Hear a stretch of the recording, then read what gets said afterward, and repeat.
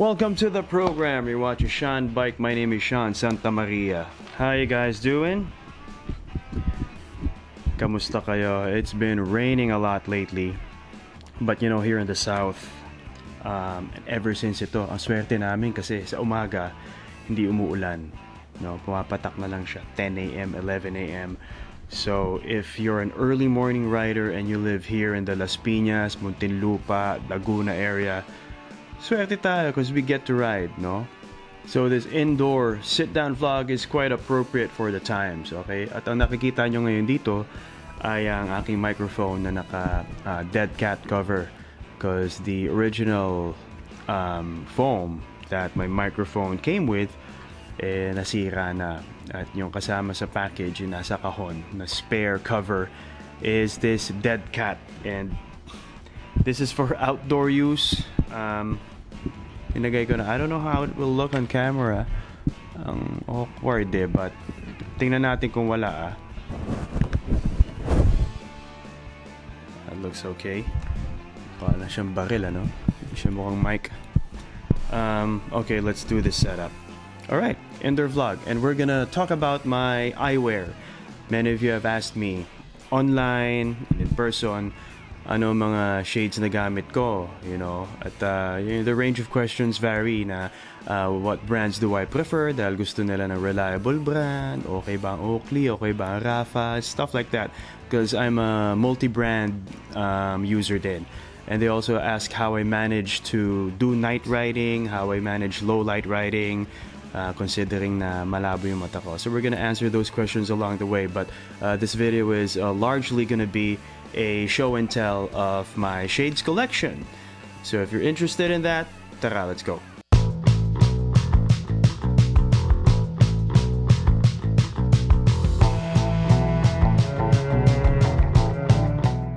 Let's start with my, okay, ito yung pinaka-accessible. By the way, I put my shades in a crate, no? At ito yung pinaka nasa top because this is the pair that I use the most. And obviously Oakley siya. I am a photochromic fan, no? And this is the Oakley Jawbreaker. I'm a photochromic fan, and dalawang shades lang talaga ang ginagamit ko mostly. Dalawa lang ang nasa rotation ko. At parehong photochromic yun, and this is one of them. This is my, I would say this is my most used pair. Oakley Jawbreaker photochromic. This it comes in black, no? Right now what you're seeing is clear lenses kasi photochromic nga. For those of you who do not know, ang photochromic, clear yan kapag madilim, nagda-darken kapag maliwanag. One lens lang yan, no? I bought this in Spain. I bought this in Barcelona. At the time I bought this, hirap maghanap ng Jawbreaker na photochromic dito sa Philippines. You'll find Jawbreakers here in the Philippines too, of course, pero mahal. If I'm not mistaken, 18,000 pesos. Baka nagmura na. But yung photochromic, mahirap hanapin. Kung may alam kayo na may photochromic, kita nyo, pera kayo at tagal na kayo naghahanap, I'll have you know na bihira siya. So if you see one at matagal na kayo naghahanap, consider buying it. So I found this in an optical shop in Barcelona. When I saw it, binili ko na kagad, and it was way cheaper. I believe 12,000 pesos lang lumalabas. So kinuha ko na agad. I love the Jawbreaker kasi maganda yung coverage niya. Great coverage. Mataas, mababa, yung gilid, sakop na sakop. And does it fog up? Yes, it does. Wala namang shades na perfect. Nagpa-fog up din. Lalo na ako, nagmamask pa ako eh. But overall, performance, pogi factor, form and function, andito na lahat. Photochromic pa, because I'm a photochromic guy. Love the Jawbreaker. And let's move on to our next pair. Case muna. This is a 100% pair. Okay, 100%. Yun yung brand niya. Peter Sagan yan. Here we go, black and yellow. And the model is called Speedcraft. This is the 100% Speedcraft. Yan, photochromic din. Photochromic. Looks clear now kasi indoors tayo. Pero pag lumiwanag, pag natama ng araw, it darkens. Okay? 100%. nung binili ko to originally sa Bike In, ito ang kasama. Itong dark lens na to. And I bought the photochromic lens separately. At yun ang kinabit ko. So, ito siya originally. Ayan. So, 100% Speedcraft. It's my second most used pair. Pero does it mean na second favorite ko siya? Hindi. Why? Yung 100% na quality in general, baba, ang hina. Very plasticky. Of course, plastic material to, but it just feels cheap. It feels cheap. It's flimsy. No? Yung nose piece niya, sinasaksak lang. So there are times na pag tinanggal mo yung shades mo and if it's filled with sweat, natatanggal dito nose piece. And you know what I did here? Sinuperglue ko siya. Pinatakan ko ng superglue yung mga butas para in place na siya. Also, the ear socks, itong yellow rubber na to, tanggalin din. So, patak ng konting superglue dun sa earpiece, tapos binalik yung ear sock. Ayan. So, di na siya natatanggal. But it's a shame that I had to do that. Anyway, it does the job. Photochromic siya. Ito pala, isang setback din ng pair na to.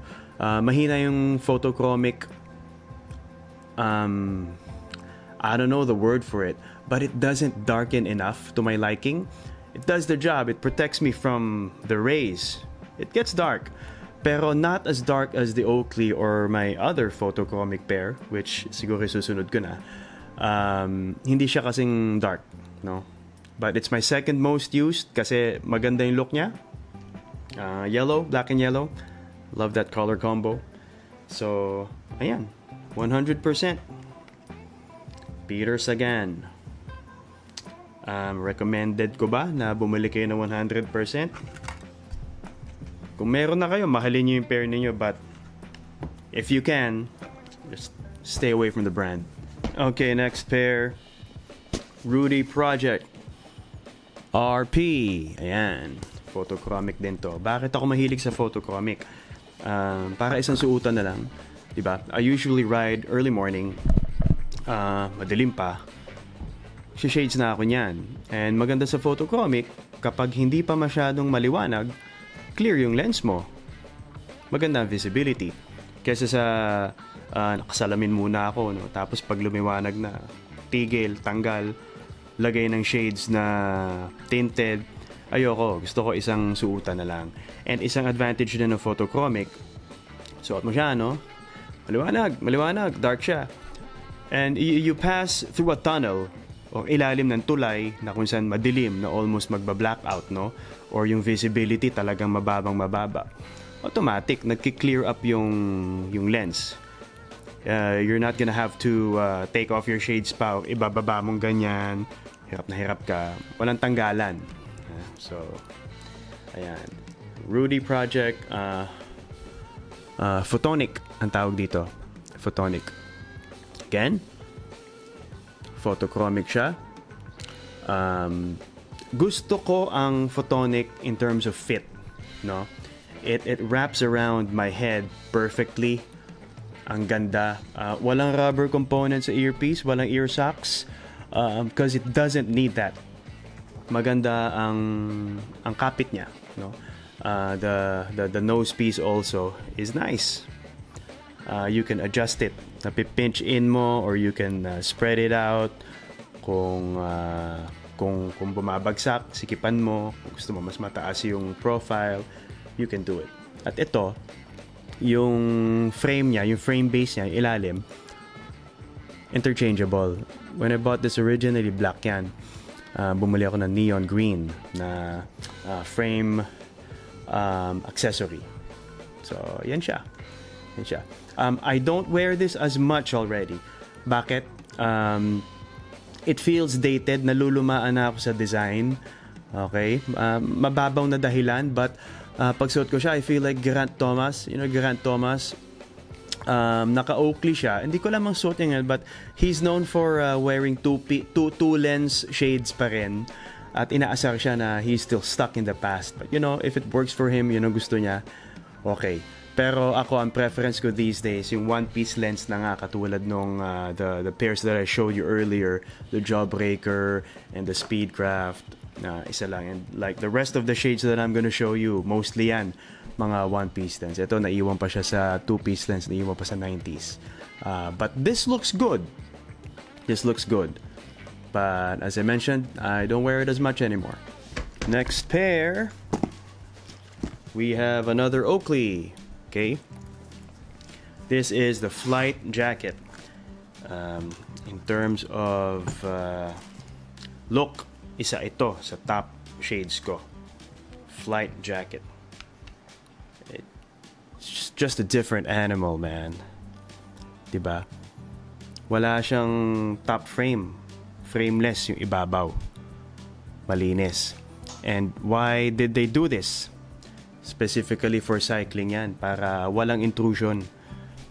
For road cyclists, nakayuko ka most of the time, wala yung ibabaw na frame para yung coverage malaki at walang intrusion, walang optical intrusion.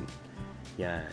And because ganyan din ang shape niya, coverage, sakop na sakop, hanggang gilid yan. Mababa din siya, malawak. It just looks great. Look at the earpiece, no? May rubber socks din siya sa gilid.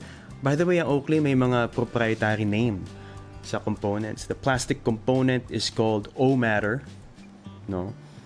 The rubber pieces, which usually are located sa nose piece at saka sa mga ear socks, are called unobtainium. The lenses are called plutonite, but that's just their fancy name for polycarbonate. Diyan naman gawa mga lenses usually. The Flight Jacket is a special pair, no? Kasi may features siya like the Advancer.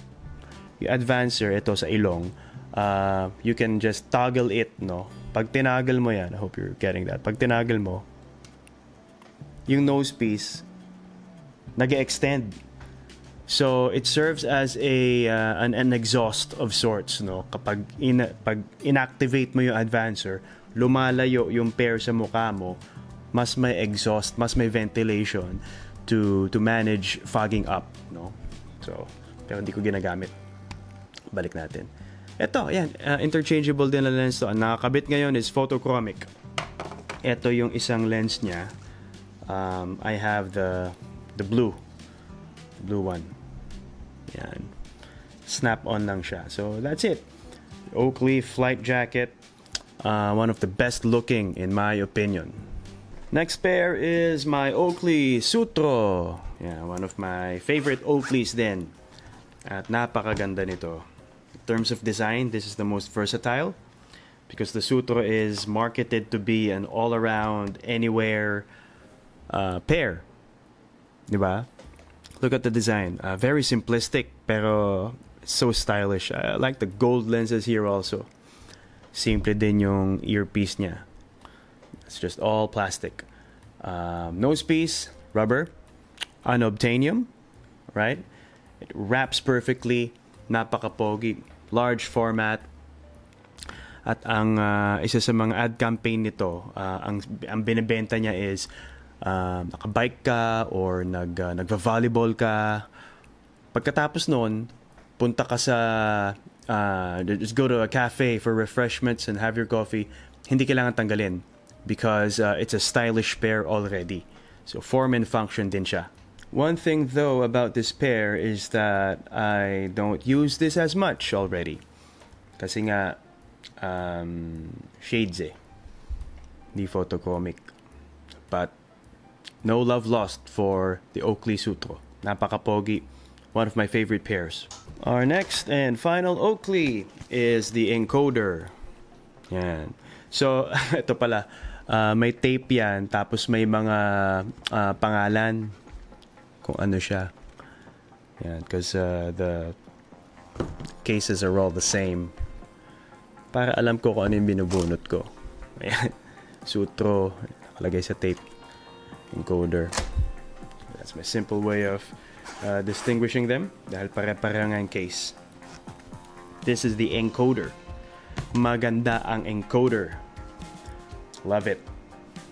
Gold frame din. Ay, dumi. May mga smudge.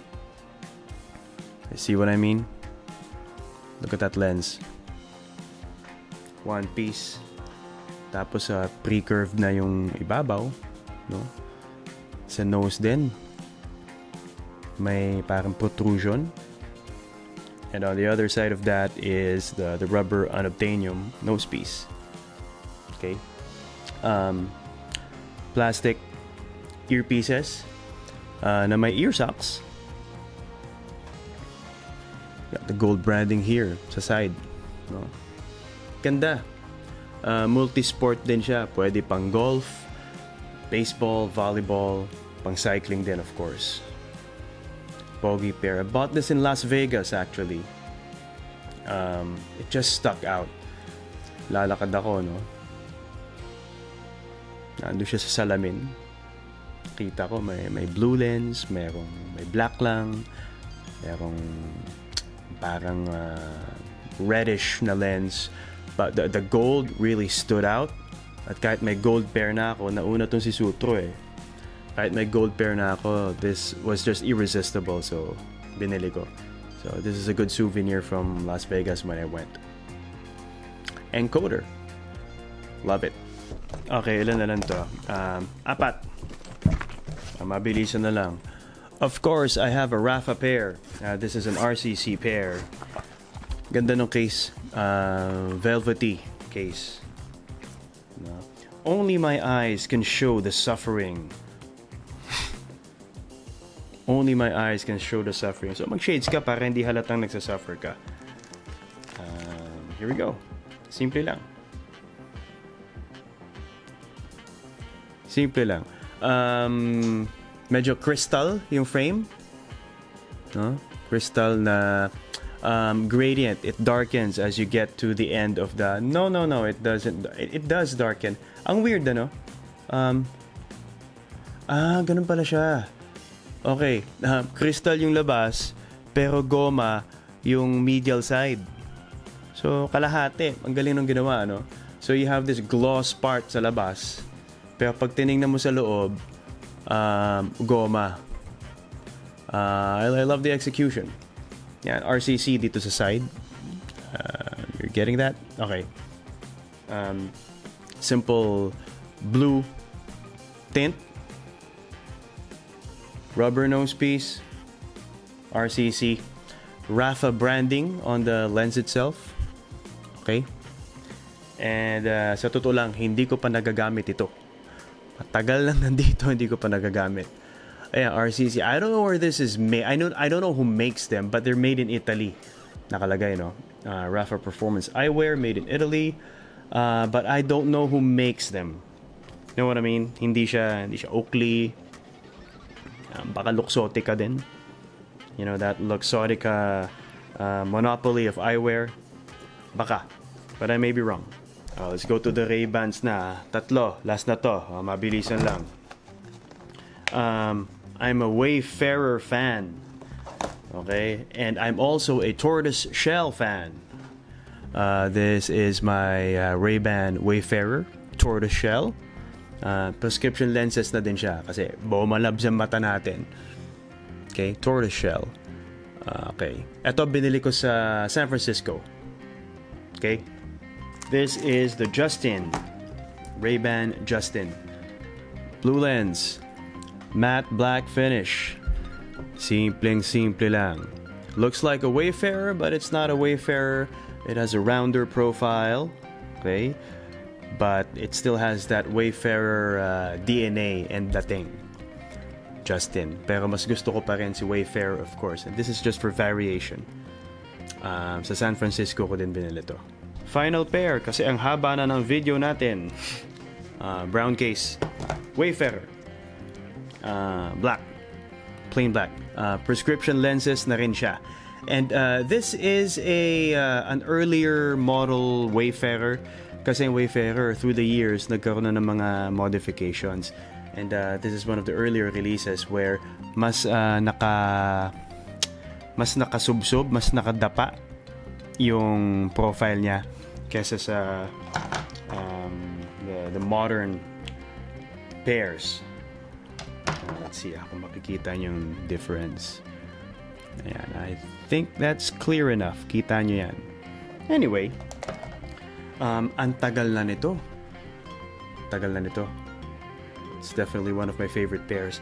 At bakit ko pinapakita yung mga Wayfarer ko? Ito ang suot ko kapag naka-MTB ako or folding bike or any bike na upright riding naman na hindi kailangang nakayuko. So, yan. Wayfarers. And there you have it. That was my active roster sa aking sunglasses collection. Marami na ako napamigay. Marami na rin ako nabenta. And this is, kind of the active lineup. Although yung iba nga, hindi ko na rin nagagamit as much. To answer the question, how do I manage low light riding? Paano ko ba minamanage ang riding in general dahil malabo ang mata ko? Dati, nagmamyopic inserts ako. I had to buy sunglasses frames na pwede mong saksakan nung attachment na may prescription lens pa. I've done away with that kasi number one, napaka-limited ng choices ko. Napaka-limited. So, I just decided one day, bili ako ng isang Oakley na full tinted lens. Tingnan ko kung kaya. Kaya naman. I rode one day, malabo mata ko pero manageable. I guess I'm one of those lucky ones. At nabanggit ko na to sa mga ibang video ko na yes, my eyes are bad, but kapag nag-shades ako at nasa kalye na at maliwanag naman, I could manage. And I consider myself very lucky na kaya ko. Kasi may mga kaibigan ako hindi talaga kaya. Magmamyopic sila or bibili na Oakley tapos papa-RX nila, ang tagal at ang mahal, no? But, ang priority mo dapat is safety. And I'm one of those lucky ones. I could afford to buy multiple shades na hindi kailangan prescription. Dami ko nagagamit. May choices ako. That's it for the video. Pag may tanong kayo, lagay nyo lang sa comments. Follow me also on Instagram. Send me a message. Sumasagot ako sa Instagram. That's it. You guys always ride safe. God bless you all. I'll see you next time.